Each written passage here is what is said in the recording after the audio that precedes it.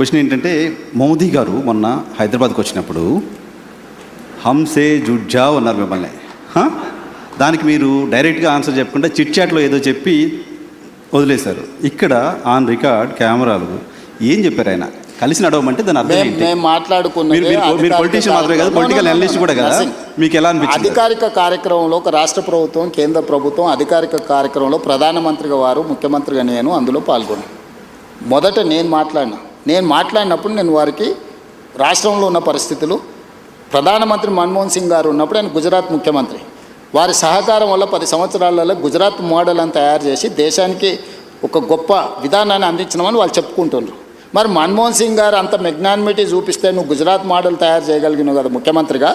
ఈరోజు మీరు మోడీ గారు ప్రధానమంత్రిగా ఉన్నారు, మా తెలంగాణ ప్రజలు నా నుంచి కూడా తెలంగాణ మోడల్ ఎక్స్పెక్ట్ చేస్తున్నారు.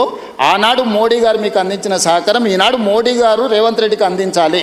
దాంతో ఈ దేశ ఆర్థిక వ్యవస్థలో 10% మేము కాంట్రిబ్యూట్ చేస్తాం, నీ సహకారం మాకు కావాలి స్పష్టంగా నేను చెప్పిన. అప్పుడు ఆయన వికసిత్ భారత్ గురించి చెప్పి ముజే జోడా నువ్వు ఏదైతే అంటే ఆ రోజుల్లో ఇచ్చినట్టు ఇస్తే నీకు సగమే వస్తాయన్నాడు. ఆ రోజున రూపాయి మారకం విలువ ఈ రోజు ఇప్పుడే టీవీలో చూసిన 97 రూపాయలు అయినట్టుంది డాలర్. ఆ రోజు ఎంత ఉంది? 45 రూపాయలు 50 రూపాయలు ఉంది. సో ఈ కంపారిజన్ ఆర్థిక వ్యవస్థ బడ్జెట్ విన్నాం సార్ మేము. కానీ ఆయన రేవంతాజీ అని పాజ్ ఇచ్చి పర్టికులర్గా మాట్లాడాడు. అది అంటే రాష్ట్ర ప్రభుత్వం గత 10 సంవత్సరాలు కేసీఆర్ గారు ఏ రోజు కూడా సహకరించలేదు, సహకారం తీసుకోలేదు, కేంద్ర ప్రభుత్వంతో కలిసి రాలేదు, మాకు అనుమతులు అడగలేదు, మమ్మల్ని నిధులు అడగలేదు. జస్ట్ అప్కే ప్యార్ రహేతో బస్ హై ప్యార్ మే మై మర్ జాऊंगा అని చెప్పి మెదక్లో ఒకసారి అన్నాడు. ఆయన ప్రేమ అడిగిండు, నువ్వు మాత్రం నిధులు అడుగుతున్నావు, నిధులు అడగాలంటే మాతో కలిసి ఉండాలన్నాడు. నేను కూడా కలిసి ఉంటా, కలిసి పనిచేద్దాం. వికసిత్ భారత్ నీకుంది, తెలంగాణ రైజింగ్ నాకుంది, ఈ రెండు కలిస్తేనే ఈ దేశం, రాష్ట్రాల అభివృద్ధి జరగకుండా దేశం అభివృద్ధి జరగదని నేను చెప్పిన. ఆయన కూడా అదే ఆమోదించను. మా మధ్యలో 2 ప్రభుత్వాల యొక్క సహకారము, పాలసీ పెరాలసిస్ లేకుండా పాలసీ ఎక్స్చేంజ్ చేసుకోవడానికి అవసరమైన ప్రణాళికలు మాట్లాడుకున్నాము. మోడీ గారికి నా కమిట్మెంట్ తెలుసు పాలిటిక్స్లో, ప్లస్ నేను నడుపుతున్న ప్రభుత్వం విధానం కూడా ఆయనకు తెలుసు. కాబట్టి రాజకీయాలకు తావులేదు. ఆయన ఒకవేళ అక్కడ మాట్లాడినుంటే, పరేడ్ గ్రౌండ్లో ఇదే మాట్లాడినుంటే పార్టీ మీటింగ్ కాబట్టి చెప్పేటోని. మేము కలిసి పాడుకున్నదే ప్రభుత్వ అధికారిక కార్యక్రమం, మైకుల ముందల్లే ఇద్దరం మాట్లాడుకున్నాం. దీంట్లో ఒకవేళ నువ్వు అనుకున్నది ఉంటే తెర వెనుక కూడా మాట్లాడుకోవచ్చు కదా నర్సింగ్. అవును. కాబట్టి ఆయన తెలంగాణ రాష్ట్రానికి ఇబ్బంది పెట్టడం కోసం బహుశా మిమ్మల్ని అలా ఇన్విటేషన్ అందరు ఎదురుగానే మాట్లాడిండు. ఇది అందరు బహిరంగంగా జరిగిందే.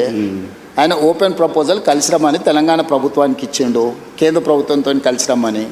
కేంద్ర ప్రభుత్వం మీరు అంత ఫార్మల్గా చెప్పండి. మీరు పొలిటీషియన్ కంటే కూడా పొలిటికల్ అనలిస్ట్గా చాలా బాగా పాలిటిక్స్ అనలైజ్ చేస్తారు, నాకు తెలుసు. ముఖ్యమంత్రిని ప్రధానమంత్రి పాజ్ ఇచ్చి టీచ్ చేస్తున్నట్టుగా మాట్లాడితే దాన్ని రకరకాలుగా అనుకుంటే మంచిదే కదా. నాకు డిమాండ్ ఉందని నీకన్నా అర్థమైంది కదా. పోనీ రేవంత్ రెడ్డికి డిమాండ్ లేదు, అవుట్డేటెడ్ కాదు, రేవంత్ రెడ్డికి డిమాండ్ ఉంది అనేది అర్థమైంది కదా. డిమాండ్ అండ్ సప్లై కదా మార్కెట్ అంతా.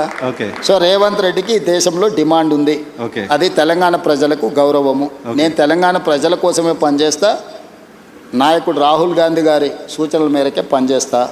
నాకు గొప్ప అవకాశం అనుకుంటున్నా సోనియా గాంధీ గారితో కలిసి పనిచేయడం.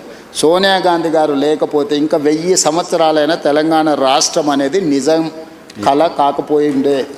సోనియా గాంధీ గారు తెలంగాణ ఇచ్చిండ్రు కాబట్టి ఆ కృతజ్ఞతతోనైనా ఈ తెలంగాణ సమాజం తరఫున సోనియా గాంధీ గారితో కలిసి పనిచేయాలనేది నా భావన. నేను 2017లో కాంగ్రెస్లో చేరినప్పుడు రాష్ట్రంలో అధికారంలో లేదు, కేంద్రంలో అధికారంలో లేదు, కనుచూపు మేరలో వస్తుందన్న ఆశ కూడా లేదు. ఆ రోజు టీడీపీలో చేరినప్పుడు కూడా టీడీపీ అధికారంలో లేదు. సో నేను ఏ రోజు కూడా ఒక రోజు పార్టీ 2007లో నేను చంద్రబాబు నాయుడు గారితో చేరినప్పుడు రాజశేఖర రెడ్డి గారు ఎంత బలమైన నాయకుడు, ప్రభుత్వం ఎంత బలంగా ఉండేనో తెలుసు రాష్ట్రంలో కేంద్రంలో. 2017లో నేను కాంగ్రెస్లోకి పోయినప్పుడు ఇక్కడ చంద్రబాబు నాయుడు గారు, అక్కడ మోడీ గారు అధికారంలో ఉన్నారు, ఎంత బలంగా ఉండేనో నీకు తెలుసు. అయినా నేను పోయి కాంగ్రెస్ పార్టీలో చేరిన. సో నేను నా మనసుకు నచ్చినట్టుగానే చేస్తా. నేను అవకాశాల కోసం అవకాశవాదిగా నేను వ్యవహరించను. నేను పార్టీ మారిన ప్రజలు నన్ను ఎందుకు ఆమోదించను, కాంగ్రెస్ పార్టీ కార్యకర్తలు నన్ను ఎందుకు హక్కున చేర్చుకున్నారంటే నేను నిబద్ధతతోని చేరిన అనేది వాళ్ళు విశ్వసించారు. కాబట్టి ఎగ్జాక్ట్గా 3 ఏళ్లలో నేను పార్టీ ప్రెసిడెంట్ అయినా, 5 ఏళ్లలో ముఖ్యమంత్రిని అయినా, 2.5 సంవత్సరాలు ముఖ్యమంత్రిగా చిన్న వివాదం లేకుండా, చిన్న సమస్య లేకుండా ప్రభుత్వాన్ని నడపగలిగిన. సో ఇక్కడ నేను కన్విక్షన్తో చేస్తాను. నేను చేసేటివన్నీ 100% కరెక్ట్ అని నేను చెప్పను. 10 పనులు చేస్తే 3-4 తప్పులు జరుగుతాయి, సరిదిద్దుకొని ముందుకు వెళ్తా. అన్నీ మనం చేసేటప్పుడు మంచి జరగాలనే చేస్తాము. కొన్నిసార్లు- మీరు కూడా ఒక 10 ప్రశ్నలు అడిగారు. దీంట్లో ఒక 3-4 బ్రహ్మాండంగా ఉంటాయి, ఒక 2-3 యావరేజ్గా ఉంటాయి, ఒక 2-3 కొంతమందికి నచ్చకపోవచ్చు, అవసరమా ఇది అని అనుకోవచ్చు. కాకపోతే ఏం చేయకుంటుంటే ఏదో ఒకటి ఏ చేయాలి. తప్పు జరగదు. 10 పనులు చేస్తే 2 తప్పులు జరుగుతాయి. అవి సవరించుకొని ముందుకెళ్ళాలి. మీ పార్టీ కార్యకర్తల నుంచి చాలామంది చెప్తున్నమాట, మా ముఖ్యమంత్రి హైదరాబాద్లో ఉంటున్నారు, ఉన్న కలుస్తున్నారు, ఓకే, కానీ జిల్లాల్లోకి ఎప్పుడు వస్తారు, జనాల్లోకి ఎప్పుడు వస్తారు, కార్యకర్తలకు వెళ్ళి వస్తారు, ఎప్పుడు వస్తారు, పాదయాత్ర టైంలో కలిసిన వాళ్ళు కావచ్చు, చాలామంది గ్రాస్ రూట్లో ఏం జరుగుతుందో ముఖ్యమంత్రికి తెలుసుకోవాలి, మీరు ఏమన్నా ఇంటర్వ్యూలో ఆ మాట చెప్పండి అని చెప్పారు. డెఫినెట్గా నేను రెగ్యులర్గా నువ్వు చూడు ఎవ్రీ 15-20 డేస్కు జిల్లాల ప్రోగ్రాంలు పెట్టుకొని వెళ్తున్నా. కాకపోతే ఇక్కడ అధికారులు కానీ నాయకులు కానీ పరిపాలన కానీ అస్తవ్యస్తంగా ఉంది. దీన్ని అత్యంత సమయము ఇక్కడ కేటాయించి దీన్ని పట్టాలు ఎక్కించకుండా మళ్ళీ గ్రామాలకు వెళ్ళినా. ఒకప్పుడు నేను సమస్యల్ని లేవనెత్తడానికి గ్రామాలకు వెళ్ళినా, ఇప్పుడు సమస్యలను పరిష్కరించడానికి వెళ్ళాలి. పరిష్కరించాలా అంటే నాకు నిధులు ఉండాలి. నేను గ్రామానికి వెళ్తే రోడ్డు లేదు, స్కూల్ లేదు, లేకపోతే తాగునీరు లేదు అడిగితే నేను నిధులు అక్కడికక్కడ ఇవ్వాలి. లేకపోతే ఆ జిల్లాలో పెండింగ్ ప్రాజెక్టులను పూర్తి చేయాలి. ఇప్పుడు ఆదిలాబాద్ పోయినా తుమ్మిడేటి ప్రాజెక్ట్ ఉంది, దాన్ని కట్టాలన్నా దాని అనుమతులు తీసుకురావాలన్నా నేను చాలా పని చేయాలి, శ్రమ చేయాల్సి ఉంటుంది. ఇట్లనే నా సొంత జిల్లాల పాలమూరులో అది కల్వకుర్తి కావచ్చు, భీమా కావచ్చు, నెట్టంపాడు కావచ్చు, కోయిల్సాగర్ కావచ్చు, పాలమూరు రంగారెడ్డి కావచ్చు, అన్ని ప్రాజెక్టులు 60-70 ఏళ్ళ నుంచి ఇంకా ఏదో అసంపూర్తితోనే ఉన్నాయి. వీటిని చేయాలంటే ఇప్పుడు నాకు భూసేకరణ కోసమే నిన్నమని ఎన్ని కావాలంటే ఒక 1500 కోట్లు కావాలన్నారు. 1500 కోట్లు ఒక మహబూబ్నగర్లో సాగునీటి ప్రాజెక్టులో భూసేకరణకే కావాలంటే నేను నిధుల సమీకరణ మీద నేను సమయం కేటాయిస్తున్నా. ఇప్పుడు నేను కలవడానికంటే కూడా కలిసినప్పుడు నా దృష్టికి తెచ్చిన సమస్యల్ని పరిష్కరించడం అత్యంత కీలకము. ప్రజలు అది కోరుకుంటున్నారు నా నుంచి. కార్యకర్తలు ఏంటంటే నాతోనున్న ఇంటిమసో లేకపోతే నాతోనున్న పరిచయమో ఒకసారి కలవాలని. అందుకే నేను మ్యాక్సిమం నా ఇంటికాడ ఎవరు వచ్చినా నేను కలుస్తాను. నా దగ్గర ఏం పెద్ద బ్యారికేడ్స్ ఉండవు, ఇవన్నీ ఏం వ్యవస్థ ఉండదు. నేను ఏ ఇంట్లో ఉన్నానో అదే ఇంట్లో ఉన్నా, జడ్పీటీసీ ఉన్నప్పుడు ఏ ఇంట్లో ఉన్నానో, ముఖ్యమంత్రిగా అదే ఇంట్లో ఉంటున్నా. అదే విధంగా వచ్చిన వాళ్ళల్లో టీ తాగుతారు, నాతో 5 నిమిషాలు మాట్లాడతారు, పోతారు. సరే వాళ్ళు అడిగిన వాళ్ళు ఇప్పుడు నా దగ్గర పదవి ఇచ్చే అవకాశం ఉంది కాబట్టి పదవులు అడిగితే నేను ఇవ్వలేకపోవచ్చు. ఎందుకంటే ఉన్నాయి లిమిటెడ్, పోటీ ఎక్కువ ఉంటుంది. కాంగ్రెస్ అంటే మరీ ఎక్కువ ఉంటుంది. సో దాంట్లో ఏరి కూరి కొంచెం జాగ్రత్తగా ఇవ్వాల్సి ఉంటుంది. ప్లస్ నేను చాలా క్లోజ్ కాబట్టి చాలా మంది నాకు ఇంత దగ్గర అన్న నేను అడగంగానే ఎంబడే టైప్ కొట్టి సంతకం పెట్టిస్తాడు అనుకుంటారు. అది అసాధ్యం. చాలా మందికి మీతో ఉంది కాబట్టి న్యాచురల్గా 17 ఏళ్ళు నేను అపోజిషన్లో ఉన్నా అంటే వీళ్ళందరితో ఉండబట్టే కదా నేను ఇక్కడికి వచ్చిన. ఎంతమంది పరిచయం ఉంటారు. సో వాళ్ళందరినీ సంతోష పెట్టాలంటే అది చాలా కష్టంతో కూడుకున్న పని. అయినా నా ప్రయత్నం నేను చేస్తున్నాను. ఇప్పటివరకు ఇచ్చిన కార్పొరేషన్లు కానీ, చైర్మన్లు కానీ, ఎమ్మెల్సీలు కానీ, రాజ్యసభలు కానీ నువ్వు తీసుకో. ఇచ్చిన వాళ్ళకు కూడా తెలియదు వాళ్ళకి వచ్చినట్టు. ఓకే, కొంతమంది మన కార్పొరేషన్లు ఇస్తే ఆర్టీసీ బస్ ఎక్కువ వచ్చారు, నాకు చైర్మన్ ఇచ్చిండంట అన్న అని వాళ్ళకు కూడా తెలియదు. ఓకే, ఇప్పుడు బల్మూరు వెంకట్కి ఇచ్చినాం, అద్దంకి దయాకర్కి ఇచ్చినాం, అంటే ఎమ్మెల్సీలు కానీ ఇవన్నీ కానీ. కాంగ్రెస్లో ఎప్పుడైనా యూత్ కాంగ్రెస్ అనిల్ యాదవ్కు రాజ్యసభ ఇచ్చినాం. ఎప్పుడన్నా ఏ పార్టీలో జరిగిందా? మంత్రులు శ్రీహరి మా జిల్లా పార్టీ ప్రెసిడెంట్, అడ్లూరు లక్ష్మణ్ మా జిల్లా పార్టీ ప్రెసిడెంట్, వీళ్ళందరూ ఇవాళ మంత్రులు అయినరు కదా. ఇట్లాంటి వాళ్ళని కింది నుంచి వచ్చిన వాళ్ళను జిల్లా ప్రెసిడెంట్లను లేకపోతే చిన్న పదవులు ఉన్న వాళ్ళను శంకర్ నాయక్ జిల్లా ప్రెసిడెంట్ ఇస్తే ఎమ్మెల్సీ చేసినాం. ఇట్లా నువ్వు వెడమ బొజ్జు ఇందిరమ్మ ఇంట్లో ఉంటాను నేను, ఏదో గుడి నాగోబా జాతరకు పోతే చిన్న కార్యకర్త అక్కడ ఉన్న వాళ్ళని గుడికాడ వాళ్ళ వీళ్ళని జరుపుతుంటే కొంచెం యాక్టివ్గా అనిపించినారు. ఆ పిల్లోని ఇక్కడ పిల్లలు ఫోన్ నెంబర్ రాసుకొని మా పిఏ చెప్పి వాని పేరు రాసుకొని వాని టికెట్ ఇస్తే వాడు ఈరోజు ఎమ్మెల్యే అయ్యిండు. మందుల సామెల్ నీకు కూడా బాగా తెలుసు. టికెట్ ఇవ్వాలనుకున్నప్పుడు పిలిచిన, అంటే ఆయన అడిగిండు వచ్చి ఎన్ని ఉన్నాయన్న, 2 ఉన్నాయి సార్ అన్నాడు. సరే పో అని చెప్పిన. ఇవ్వాలనుకున్నప్పుడు పిలిచిన, ఏదో ఉన్నాయన్నావు కదా 2 అంటే 2 కోట్ల అన్న. కాదు సార్ 2 లక్షలు అన్నాడు. మరి ఉన్నాయా 2 లక్షలు అన్న?